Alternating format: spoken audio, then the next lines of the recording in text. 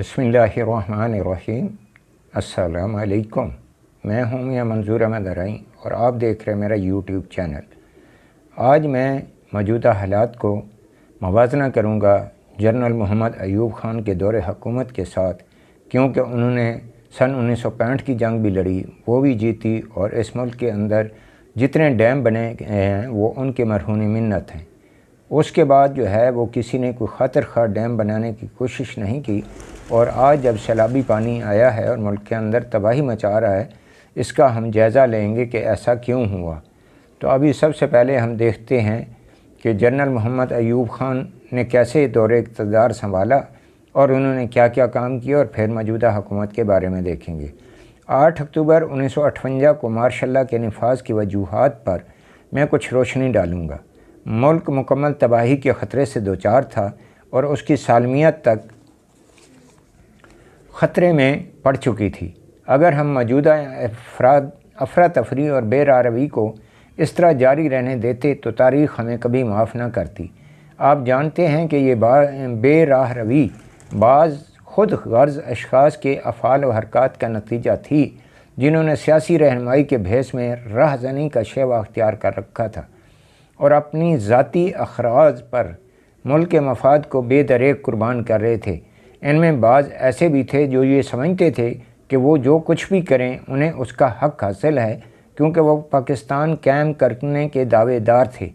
اور بعض ایسے تھے جو پاکستان کے تخیل ہی کے خلاف تھے۔ وہ اعلانیہ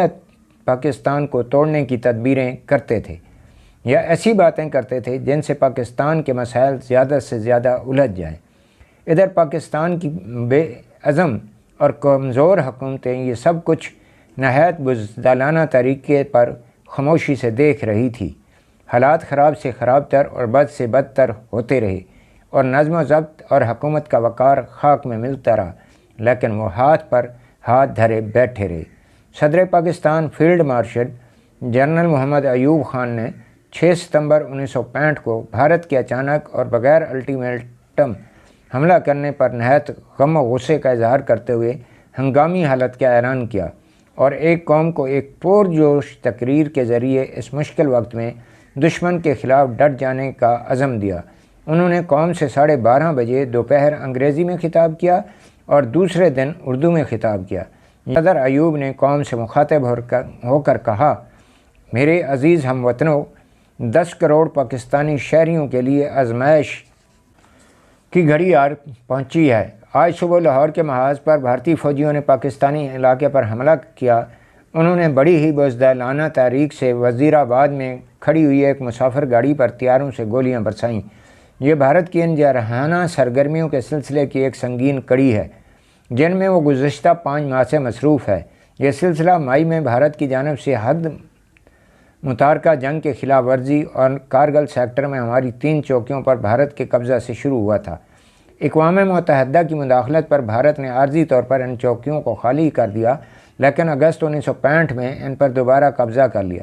اس جارحانہ حملے کے دوران بھارتی فوج نے ٹیٹوال سیکٹر میں پاکستان کی چوکیوں پر قبضہ کرنے کے لیے بڑی اور پوری قوت کے ساتھ اوڑی پونچھ کے علاقے میں پیش قدمی کی۔ اس نے خط متارکہ جنگ پر ہی اکتفا نہیں کیا بلکہ پاکستان میں موضوع آوان شریف پر بھی بمباری کی۔ یہ بات واضح ہے کہ ہم نے بھارت کی تمام تر اشتعال انگیزیوں کے باوجود جو ضبط سے کام لیا ہے اسے بھارت نے غلط سمجھا ہے۔ بھارتی حملے روکنے کے لیے آزاد کشمیر کی فوجوں کو بھمبر سیکٹر میں پیش قدمی کرنی پڑی۔ بھارت نے اپنی فضائیہ جنگ میں جھونک دی اور اس طرح ایک سنگین بحران پیدا کر دیا۔ اب وہ وقت آ گیا ہے کہ ہمیں انہیں دندان شکست جواب دیں اور سامراج میں بھارت کی مہم جوئی کو ختم کر دے گا۔ دشمن کا پہلا مقابلہ کرنے کے لیے لاہور کے جن بہادر لوگوں کو منتخب کیا گیا ہے، تاریخ میں انہیں ان بہادروں کا مقام حاصل ہوگا جنہوں نے دشمن کے تابوت میں آخری کیل ٹھونکی۔ پاکستان کے 10 کروڑ عوام جن کے دل لا الہ الا اللہ محمد رسول اللہ کی آواز پر دھڑکتے ہیں، اس وقت تک چین سے نہیں بیٹھیں گے جب تک بھارت کی توپیں ہمیشہ کے لیے خاموش نہیں ہو جاتی۔ بھارتی حکمرانوں کو یہ پتہ نہیں کہ انہوں نے کس قوم کو للکارا ہے۔ تیار ہو جاؤ ضرب لگانے کے لیے، کاری ضربیں لگانے کے لیے، کیونکہ جس بلا نے تمہاری سرحدوں پر اپنا سایہ ڈالا ہے اس کی تباہی یقینی ہے۔ باضابطہ جنگ شروع ہونے پر مردانہ وار آگے بڑھو اور دشمن پر ٹوٹ پڑو، خدا تمہارا حامی و ناصر ہو، پاکستان پائندہ باد۔ تو یہ میرا کہنے کا مقصد تھا، کیونکہ ابھی ستمبر کے اندر سن 1965 کی جنگ کے حوالے سے بھی بہت ساری باتیں ہوں گی، تو یہ میں نے بیان کر دی۔ اس کے بعد پھر جو ہے جنرل ایوب خان صاحب نے پاکستان کے اندر نہری نظام لایا اور اس کے بعد ڈیم بنائے۔ اس میں 2 بڑے ڈیم منگلہ ڈیم اور تربیلا ڈیم سر فہرست ہیں جو جنرل ایوب خان نے بنائے۔ اس کے بعد کسی نے کوشش نہیں کی، چاہے وہ نواز شریف تھا، چاہے وہ بے نظیر بھٹو تھی، چاہے وہ جو ہے نا ذوالفقار علی بھٹو تھے، انہوں نے پاکستان میں کسی قسم کا بڑا کوئی ڈیم بنانے کا منصوبہ نہیں لایا۔ پھر جنرل مشرف صاحب جو ہے کالا باغ ڈیم کے لیے انہوں نے کوشش کی کہ کالا باغ ڈیم بنایا جائے۔ جب اس کے اوپر سارا منصوبہ بندی ہوگی، انجینئرنگ وغیرہ اور چائنا کی پارٹیوں کو لگا دیا گیا، تو واحد سندھ کی طرف سے جو ہے زیادہ تر جو مزاحمت کر رہے تھے وہ خورشید شاہ صاحب تھے، جو کہتے تھے کہ میری سندھ والوں کی جو ہے وہ لاشوں کے اوپر سے گزر کر اس ڈیم کو مکمل کرنا ہوگا یا تیار کرنا ہوگا۔ اسی طرح سے نوشہرے سے یہ جو ابھی جو ہے پرویز خٹک صاحب ہیں، سب سے زیادہ آواز اس نے بھی اٹھائی کہ جی کالا باغ ڈیم سے نوشہرہ ڈوب جائے گا۔ تو یہ دونوں اور ان کی پارٹیوں نے اور مزید جمعیت علماء اسلام کی پارٹیوں نے، یہ جو تھے، انہوں نے اس کے خلاف آواز اٹھائی اور اس ڈیم کو نہ بننے دیا۔ تو آج اتنے سالوں کے بعد جب ڈیم نہیں بنا، اللہ تعالیٰ نے بہت بارشیں پہلے بھی دیں اور ابھی بھی دیں، تو ان بارشوں کا جب پانی آیا تو پاکستان کے اندر پانی سٹور کرنے کا ذریعہ نہیں تھا۔ تو اب میں ان سے پوچھتا ہوں کہ یہ جو اس وقت مخالفت کر رہے تھے اب کہاں ہیں؟ شرم آتی ہے ہمیں ان کا نام لیتے ہوئے کہ اب سندھ ڈوب رہا ہے۔ اگر کالا ڈیم باغ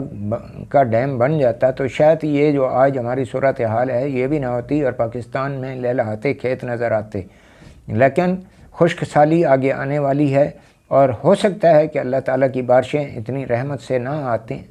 آگے نہ آئیں، جو ابھی تو ہمارے لیے رحمت کی بجائے ہم زحمت سمجھتے ہیں، لیکن یہ جو بارشیں آتی ہیں اس سے پاکستان میں پانی آتا ہے، اس کے ساتھ زرخیز مٹی لائی جاتی ہے اور پھر جب اس کے اوپر فصلیں کاشت کی جاتی ہیں تو وہ فصلوں کی پیداوار بھی بڑھ جاتی ہے، اور پاکستان کے اندر خشک سالی کی وجہ سے جو پانی زمینی پانی ہے وہ بہت نیچے جا چکا ہے، اس پانی کی جو سطح ہے وہ بھی سطح آب اوپر آ جاتی ہے۔ تو اب جو سندھ کی صورتحال یا پاکستان کی صورتحال چل رہی ہے، ہم یہ سمجھتے ہیں کہ یہ ان حکمرانوں کی غلطیوں اور کوتاہیوں کا نتیجہ ہے، اور یہ جو لوگ ووٹ لے کر ہمارے اوپر حکومت کرنے آتے ہیں یہ صرف اپنے ذاتی مفادات کو دیکھتے ہیں اور یہ نہیں چاہتے کہ غریب عوام جو ہے وہ کوئی ترقی کرے اور ان کے مد مقابل آئے۔ اسی لیے یہ چاہتے ہیں کہ ان لوگوں کو جانوروں کی طرح رکھا جائے، ان کو کسی قسم کی سہولیات نہ ملنے دی جائے، ان کو بھکاری بنا کے رکھا جائے، چاہے وہ مسلم لیگ نون کے لیڈر ہوں، چاہے وہ پیپل پارٹی کے ہوں یا جو بھی ہوں۔ تو یہ لوگ جو ہے یہ اپنی مفادات کو سمجھتے ہیں۔ اب دیکھیں عوام جو ہے وہ تحریک انصاف کے لیڈر عمران خان کو ایماندار مانتی ہے، تو ایک ہی دن میں انہوں نے جو ہے تقریباً 5 ارب روپے کے جو ہے فنڈ دے دیے پاکستان میں سیلاب زدگان کے لیے۔ لیکن ابھی تھوڑی دیر پہلے میں ایک ویڈیو سن رہا تھا جس میں ڈی جی رینجر کی آواز تھی اور وہ کسی اور سے بات کر رہے تھے، تو وہ کہہ رہے تھے کہ سندھ کی یہ صورتحال ہے کہ وہاں سب کچھ پانی میں بہہ گیا ہے اور عورتوں کے پاس کپڑے پہننے کو نہیں ہیں۔ کئی غریب عورتیں جو ہے وہ ننگی پھر رہی ہیں، ان کے پاس وہ کپڑے نہیں ہیں کہ وہ اپنے بدن کو لپیٹ سکیں، اور یہاں تک کہ کوئی اگر خیراتی ادارے ادھر آئے ہوئے ہیں تو جو سندھ کے وڈیرے ہیں وہ کوشش کر رہے ہیں کہ وہ مال ان کے حوالے کیا جائے اور وہ اس کو بانٹیں۔ وہ خود براہ راست اس مال کو بانٹنے میں جو ہے وہ مددگیر ثابت نہیں ہو رہے، حالانکہ سندھ کی عوام کی جو ہے خدمت کرنا وہ سندھ حکومت کی ذمہ داری ہے، ان کے وڈیروں کی ذمہ داری ہے۔ اگر دیکھا جائے تو ہمارے جتنے بڑے بڑے فیکٹریوں کے مالک ہیں، بڑے بڑے سیاستدان ہیں اور بڑے بڑے مالدار لوگ پڑے ہوئے ہیں، سمگلر پڑے ہوئے ہیں، ایسے حالات میں پاکستانی باہر کے یا پاکستان کی غیور عوام جو حق لال کی روزی کماتی ہے وہ اپنے ڈونیشن دے رہے ہیں، اور یہ حکمران صرف اس بات پہ بیٹھے ہوئے ہیں کہ سرکاری ملازمین کی جتنوں کی ہے، کسی کی 1 مہینے کی تنخواہ کاٹنی ہے، کسی کی 15 دن کی کاٹنی ہے، کسی کی 5 دن کی کاٹنی ہے۔ لیکن میرے خیال میں کہ اس بات کی مذہب ہمیں اجازت نہیں دیتا کہ وہ بغیر کسی رائے کے ان کی تنخواہ کاٹ کر وہ سیلاب زدگان کو دیں۔ بہتر ان کے یہی ہے کہ وہ تنخواہ ان بندوں کو دیں اور پھر وہاں سے وہ تنخواہ دوبارہ واپس لی جائے، اور یعنی کہ جو مرضی سے دینا چاہتا ہے جتنے پیسے دینا چاہتا ہے، کوئی قدغن نہیں ہے، وہ پیسے ان کو دے یا وہ خیراتی ادارے کو دیں، جو بھی طریقہ کار ہے، تو وہ پیسہ جو ہے وہ سیلاب زدگان کے اوپر لگے، کیونکہ جو ایک براہ حکم وہ پیسہ کاٹا جاتا ہے تو اس کا جا رہا ہو، تو کوشش کی جائے کہ اس طرح کی چیزوں سے اجتناب کیا جائے اور ان سے رضاکارانہ طور پر پیسے لیے جائیں۔ جو دینا چاہتا ہے ہر بندہ جو ہے اپنی استطاعت کے مطابق اس فنڈ میں وہ پیسے دے گا اور اس سے ملک چلے گا۔ تو جو باہر کے ممالک کے لوگ ان کو چندہ دے رہے ہیں اور حکومت کا کام ہے کہ وہ ان پیسوں سے، ان چیزوں سے وہ براہ راست وہاں کی عوام کو جا کے فائدہ پہنچائیں۔ لیکن یہاں پہ تو میں دیکھ رہا ہوں ٹاک شو چلتے ہیں، فوٹو سیشن ہوتا ہے، لیکن جو میرے دوست سندھ کے اندر ہیں ان سے خبریں ملتی رہتی ہیں، اسی طریقے سے بلوچستان میں ہیں اور جو جنوبی پنجاب میں ہیں، وہاں کسی قسم کی کوئی جو ہے عملی طور پہ اقدام نہیں اٹھایا جا رہا۔ ہم اپیل کرتے ہیں کہ مخیر حضرات کے ساتھ ساتھ حکومت اپنا کام کرے، اپنے فرائض انجام دے، تو یہ سب سے بہتر ہوگا۔ اور جب یہ آفت ٹل جاتی ہے تو پھر جو ہے روکھی سوکھی کھا لیں، لیکن اس ملک کے اندر جو ہے یہ ڈیموں کا سلسلہ شروع کیا جائے اور بچت کی جائے کہ پیسے کو بچایا جائے، اور بجائے اسس بیچنے کے وہ چیزیں بیچی جائیں جس کے اندر 15 ایکڑ میں جو ہے وہ آپ لوگوں نے دفتر بنائے ہوئے ہیں، ان کو بڑے بڑے آپ کے اپائنٹمنٹ ہولڈر ہیں، ان کو آپ جو ہے ایک غریب کی طرح رکھیں، ان کو تھوڑی سی جگہ دیں اور وہ اسی کے اندر اپنی رہائش اختیار کریں۔ ایک تو خرچہ کم ہوگا اور دوسرا یہ ہے کہ وہ جو پیسے ملیں گے وہ ملک کے کام آئیں گے اور آپ اپنے ڈیم بھی بنا سکتے ہیں اور دوسرے کاموں پہ بھی لگا سکتے ہیں۔ میں یہاں پہ ویڈیو لمبی ہو رہی ہے، اپنی بات ختم کرنا چاہتا ہوں یہاں پہ۔ اللہ حافظ۔